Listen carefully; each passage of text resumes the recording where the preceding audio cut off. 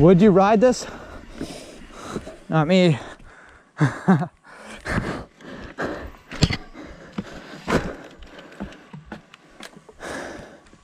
Okay, the mental game. What goes into it? How do you think? How do you help yourself progress?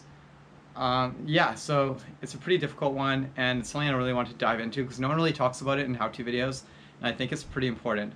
I'm sure you've seen something like a how to do a backflip or a 360 off a jump, and before they're even describing the techniques that you need, you're probably thinking, how do they even have the balls to do this? So I think it comes down to two elements. You have perspective and then self-doubt. So if you doubt yourself, it's really hard to get better, and your perspective and how you perceive fear is a huge piece of it. For example, with me, one of my biggest fears is disappointing other people and doing a bad job, and I'm always like kind of worried about what other people need over my needs, and that's a big weakness I've had my whole life that I've really worked on over the years. On the flip side, like if I take that from a riding perspective, it's a little different. So I mean, I've always wanted to push myself on my bike, improve my riding, because I love the feeling of taking things to the next level. So my perspective on riding is that I would rather risk injuries and get better and have more fun on my bike riding at a higher level than I would just sitting there and riding at intermediate level my whole life. Because I would just get bored and the sport wouldn't be as fun if I was bored, and I'd move on to something else. So I think it's how you perceive risk. That's a huge part of it.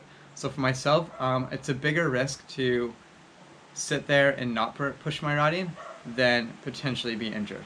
So that's a huge motivating factor, and that really helps out when I'm trying to get better on my bike. If you look at perspective from a few different angles, there's another thing too. Like, I would never work a real 9-to-5 job because I think not having that freedom to do whatever I want every day is a bigger risk than the financial, I guess, security issue. So I'll always be like entrepreneurial, and I'll always be working for myself in some form or another, and to me that's much lower risk than working a job. And I kind of use that as an example, and you can bring it into different riding scenarios and a number of ways, but that's like my best example is perspective. So if you know that you want to become a better rider, you have to really know your needs and what you want. You kind of have to think, okay, what am I trying to achieve in mountain biking? Am I just trying to get out there every weekend and have fun and stay fit and stay like in good shape and maybe slowly get better at little things without really pushing myself? Or do I want to ride at a really high level, and do I want to get to that part of my riding where I can do things I never thought I ever could, but it's going to take a lot of work. There's going to be some risks involved, but I can really be careful with them too. So calculating risk is a big part of it. No one's recklessly just going out and sending stuff and trying something they don't think they can land. It's finding that fine balance of getting yourself out of your comfort zone, but not so far that you know you probably can't land something or nail a trick or a line or whatever it is you're trying to do. So you have to find that nice balance between pushing yourself but not too hard. So it's pretty hard to do. It's kind of a skill you learn over time and you acquire it over lots of practice. So for myself, when I'm learning something new now, I don't really push myself as hard as I used to on tricks, but if it comes to a certain jump or a certain line, if I'm scared, I just have to trust myself and know that I have the ability to do this, or I'll kind of calculate and outweigh the risks, like, okay, if something were to go wrong, how bad would it go wrong? Is it worth it? And if it is potentially really dangerous, what are the chances of landing this? If they're like 80% or higher, then I'll definitely try it. It just will take maybe a little bit of mental prep.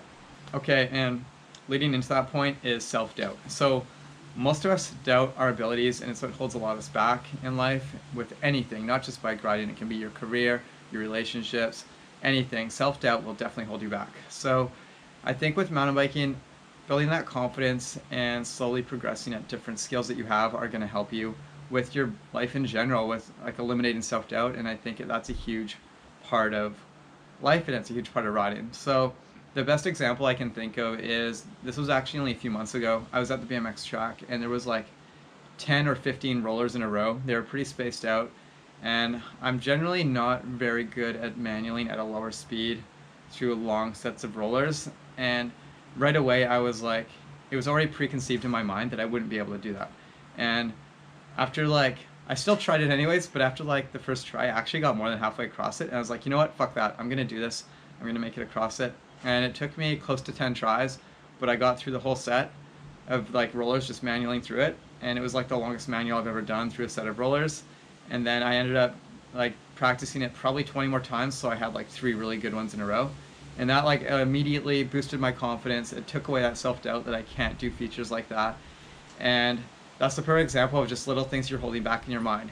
So whether it's like a steep dirt jump or a big drop or a steep line on the trail, whatever it is that you feel like you aren't good at when it comes to riding, take away that self-doubt, just practice it, do it in micro steps, like go one level below what you normally would maybe be scared of, and just keep getting that technique dialed in and take out that self-doubt, and all of a sudden you're going to have way less fear in what you do. So those are the 2 takeaway points for overcoming fear in the mental game of riding: your perspective on things and self-doubt. I hope that helps you guys. Now let's get back into the fun stuff. I'll show you the rest of this trail.